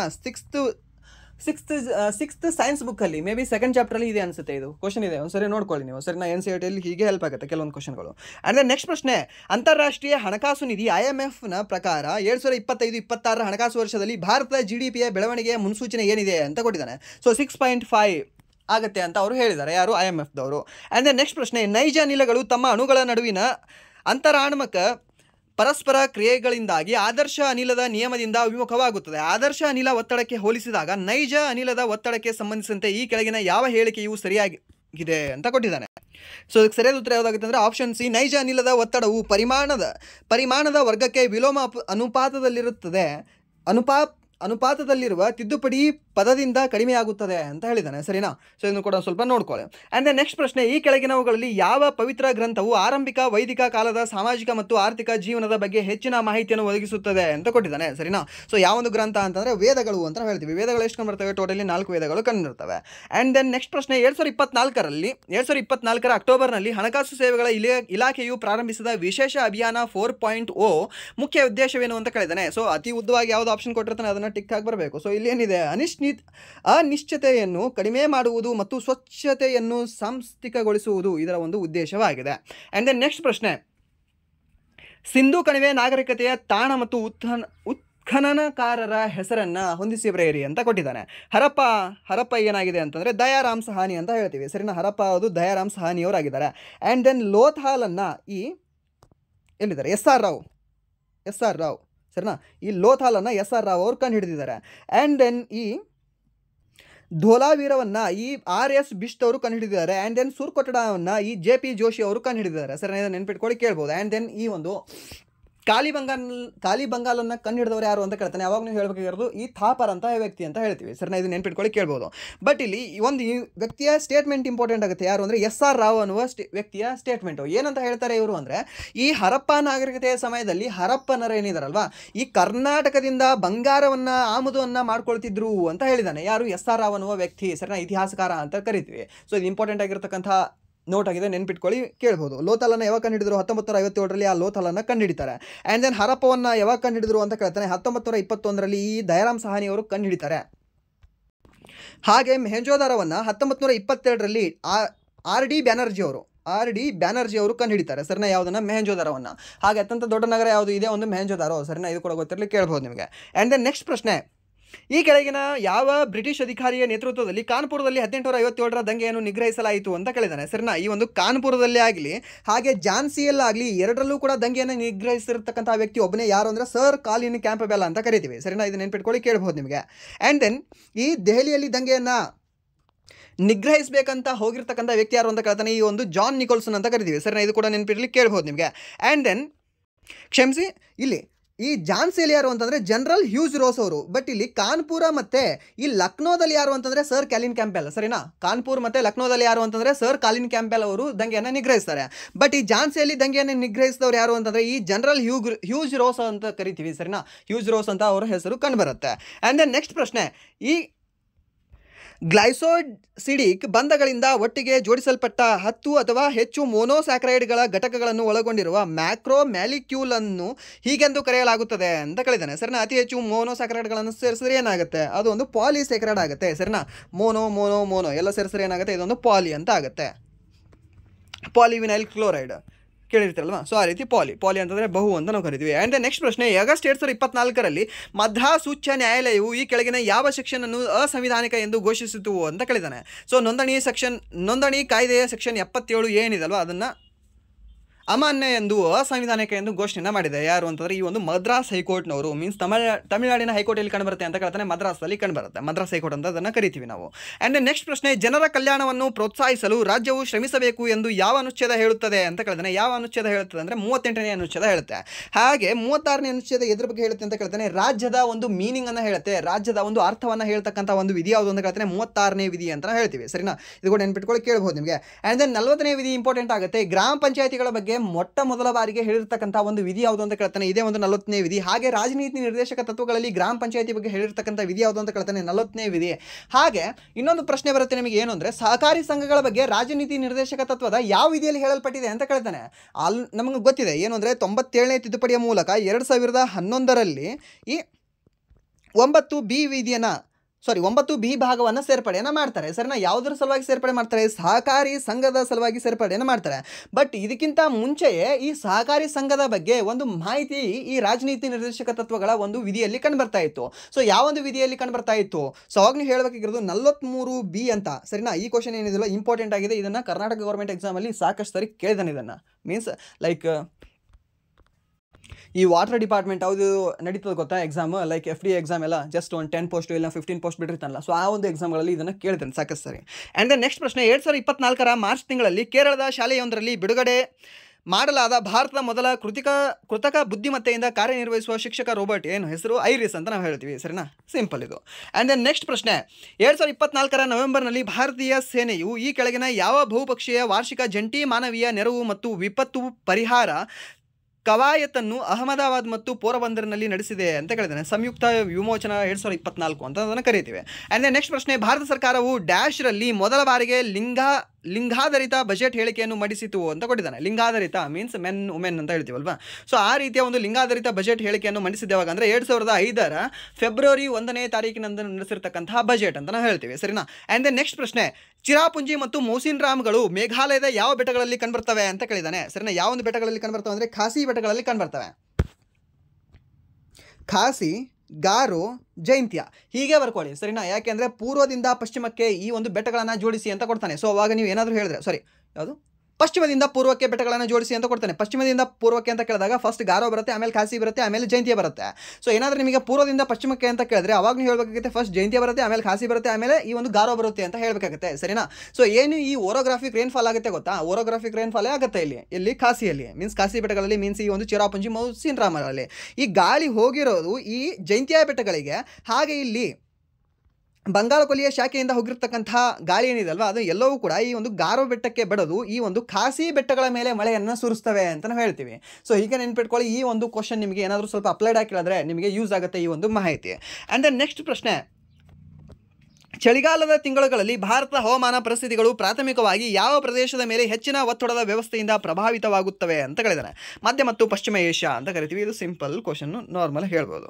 ಆ್ಯಂಡ್ ದೆನ್ ನೆಕ್ಸ್ಟ್ ಪ್ರಶ್ನೆ, 2024ರ ನವೆಂಬರ್ 11ರಿಂದ 22ರವರೆಗೆ ಹವಾಮಾನ ಬದಲಾವಣೆ ಕುರಿತ ವಿಶ್ವಸಂಸ್ಥೆಯ ಚೌಕಟ್ಟು ಸಮಾವೇಶದ 29ನೇ ಸಮಾವೇಶವು COP29 ಎಲ್ಲಿ ನಡೆದಿದೆ ಅಂತ ಕೇಳಿದಾನೆ. COP29 ಎಲ್ಲಿ ನಡೆದಿದೆ? ಅಜರ್ಬೈಜಾನ್ದಲ್ಲಿ COP29 ನಡೆದಿದೆ. ಸೊ ಇದಕ್ಕೆ ಕೇಳ್ತಾನೆ ನೋಡಿ, COP29 ಇದಲ್ವಾ, COP29 COP30 ನೆನ್ಪಿಟ್ಕೊಳ್ಳಿ, COP30 ಹೇಳ್ಬೋದು ಇವಾಗ. ಆ್ಯಂಡ್ ದೆನ್ COP ಯಾವುದು 16 ಕೂಡ ನೆನ್ಪಿಟ್ಕೊಳ್ಳಿ. COP16 ಎಲ್ಲಿ ನಡೀತು ಅಂತ ಕೇಳ್ತಾನೆ, ಅದು ಕೊಲಂಬೋದಲ್ಲಿ ನಡೆದಿದೆ. ಸರಿ, ಅದು ಕೂಡ ಕ್ವಶನ್ ನಿಮಗೆ 2-3 ಸರಿ ಕೇಳಿದಾನೆ ಇದೇ ವರ್ಷ ಎಕ್ಸಾಮ್ನಲ್ಲಿ ನಡೆದಿರತಕ್ಕಂಥ ಎಕ್ಸಾಮ್ಗಳಲ್ಲಿ. ಆ್ಯಂಡ್ ದೆನ್ ನೆಕ್ಸ್ಟ್ ಪ್ರಶ್ನೆ, ಯಾವ ಸಂವಿಧಾನಿಕ ತಿದ್ದುಪಡಿಯು ರಾಷ್ಟ್ರೀಯ ಪರಿಶಿಷ್ಟ ಪಂಗಡಗಳ ಆಯೋಗಕ್ಕೆ ಸಾಂವಿಧಾನಿಕ ಸ್ಥಾನಮಾನವನ್ನು ನೀಡಿದೆ ಅಂತ ಕೊಟ್ಟಿದ್ದಾನೆ. ಸರಿನಾ, ಯಾವುದು ಈ STಗೆ ಒಂದು ಸಾಂವಿಧಾನಿಕ ಸ್ಥಾನಮಾನ ಯಾವ ಒಂದು ತಿದ್ದುಪಡಿಯ ಮೂಲಕ ಸೇರ್ಪಡೆ ಮಾಡಿದೆ ಅಂದರೆ 89ನೇ ತಿದ್ದುಪಡಿಯ ಕಾಯ್ದೆಯ ಮೂಲಕ 2004ರಲ್ಲಿ ಅಂತ ಕರಿತೀವಿ. 2004ರಲ್ಲಿ ಮೀನ್ಸ್ 338A ವಿಧಿ ಏನಿದೆ ಅಲ್ವಾ, 338A ವಿಧಿ ಈ ಒಂದು ತಿದ್ದುಪಡಿಯ ಮೂಲಕನೇ ಸೇರ್ಪಡೆಯನ್ನು ಮಾಡ್ತಾರೆ. ಆ್ಯಂಡ್ ದೆನ್ 338B ವಿಧಿ ಏನಿದೆ ಅಲ್ವಾ, ಸೊ ಇದು OBCಯ ಬಗ್ಗೆ ಹೇಳುತ್ತೆ. 338B ಇದು OBCಯ ಬಗ್ಗೆ ಹೇಳುತ್ತೆ. ಸೊ ಹಾಗಾದರೆ ಇದು ಯಾವ ತಿದ್ದುಪಡಿಯ ಮೂಲಕ ಸೇರ್ಪಡೆ ಮಾಡಿದ್ರು ಅಂತ ಹೇಳ್ಬೋದಾ, ಹೇಳಿ ನೋಡೋಣ, ಇಂಪಾರ್ಟೆಂಟ್ ಇದೆ. ಆ್ಯಂಡ್ ದೆನ್ ನೆಕ್ಸ್ಟ್ ಪ್ರಶ್ನೆ, 101ನೇ ಇದ್ರ ಬಗ್ಗೆ ಹೇಳುತ್ತೆ, GST ಬಗ್ಗೆ ಹೇಳುತ್ತೆ. ಆ್ಯಂಡ್ ದೆನ್ 106ನೇ ಇದ್ರ ಬಗ್ಗೆ ಹೇಳುತ್ತೆ, ಈ ಲೋಕಸಭೆ ಮತ್ತು ಈ ವಿಧಾನಸಭೆಯಲ್ಲಿ ಮಹಿಳೆಯರಿಗೆ ಮೀಸಲಾತಿಯನ್ನು ಕೊಡಬೇಕು ಅಂತ ಹೇಳುತ್ತೆ 33%. ಸರಿನಾ, ಅದು ಕೂಡ ಗೊತ್ತಿರೋ ಕೇಳಬಹುದು. ಆ್ಯಂಡ್ ನೆಕ್ಸ್ಟ್ ಪ್ರಶ್ನೆ, ಈ ಕೆಳಗಿನವುಗಳಲ್ಲಿ ಯಾವ ಯುದ್ಧದ ನಂತರ ಬ್ರಿಟಿಷ್ ಕಂಪನಿಯ ಆಡಳಿತವು ಭಾರತದಲ್ಲಿ ಔಪಚಾರಿಕವಾಗಿ ಪ್ರಾರಂಭವಾಯಿತು ಅಂತ ಕೇಳಿದ್ದಾನೆ. ಸರಿನಾ, ಬ್ರಿಟಿಷ್ ಕಂಪನಿಯ ಆಡಳಿತ ಯಾವಾಗ ಆಗುತ್ತೆ? ಪ್ಲಾಸಿ ಕದನದ ನಂತರ ಆಗುತ್ತೆ. ಆ್ಯಂಡ್ ನೆಕ್ಸ್ಟ್ ಪ್ರಶ್ನೆ, ಹೂಡಿಕೆದಾರರ ವಿಶ್ವಾಸವನ್ನು ಹೆಚ್ಚಿಸಲು ಮತ್ತು ಆರ್ಥಿಕ ಸಹಕಾರವನ್ನು ಹೆಚ್ಚಿಸಲು 2024 ಸೆಪ್ಟೆಂಬರ್ 27ರಂದು ದ್ವಿಪಕ್ಷೀಯ ಹೂಡಿಕೆ ಒಪ್ಪಂದಕ್ಕೆ ಯಾವ 2 ದೇಶಗಳು ಸಹಿ ಹಾಕಿದವು ಅಂತ ಕೇಳಿದಾನೆ. ಯಾವ 2 ದೇಶಗಳು ಅಂದರೆ ನಮ್ಮ ಭಾರತ ಮತ್ತು ಉಜ್ಬೇಕಿಸ್ತಾನ ಅದಕ್ಕೆ ಸಹಿಯನ್ನು ಹಾಕ್ತವೆ. ಸರಿನಾ? ಸೊ ಇದಾಗಿತ್ತು ಇಲ್ಲಿವರೆಗೆ RRB ಡಿ ಗ್ರೂಪ್ ಎಕ್ಸಾಮ್ಗೆ, ಹಾಗೆ SSC MTS CSSL CGLಗೆ ಮತ್ತು ಸೆಂಟ್ರಲ್ ಗೌರ್ಮೆಂಟಿನ ವಿವಿಧ ಎಕ್ಸಾಮ್ಗಳಲ್ಲಿ ಕೇಳಬಹುದಾದ ಪ್ರಮುಖ GK ಪ್ರಶ್ನೆಗಳ ಒಂದು ಕ್ಲಾಸ್. ಸೊ ಇಲ್ಲಿವರೆಗೂ ವಿಡಿಯೋ ನೋಡೋದಕ್ಕಾಗಿ ಫಸ್ಟ್ ಆಫ್ ಆಲ್ ಧನ್ಯವಾದಗಳು. ಹಾಗೆ ಇಲ್ಲಿವರೆಗೂ ವಿಡಿಯೋ ನೋಡಿ ನಿಮಗೆ ಏನಾದರೂ ವಿಡಿಯೋ ಇಷ್ಟ ಆಗಿದ್ರೆ ಪ್ಲೀಸ್ ವಿಡಿಯೋನ ಲೈಕ್ ಮಾಡಿ, ಸಬ್ಸ್ಕ್ರೈಬ್ ಮಾಡಿ. ಇಫ್ ನಿಮಗೆ ವಿಡಿಯೋ ಇಷ್ಟ ಆಗಲಿಲ್ಲ ಅಂದರೆ ಸೊ ಆಬ್ವಿಯಸ್ಲಿ ಡಿಸ್ಲೈಕ್ ಮಾಡಿ ಅಂತ ಹೇಳ್ತಾ ವಿಡಿಯೋನ ಇಲ್ಲಿಗೆ ಎಂಡ್ ಮಾಡ್ತಾ ಇದ್ದೀನಿ. Once again thank you so much.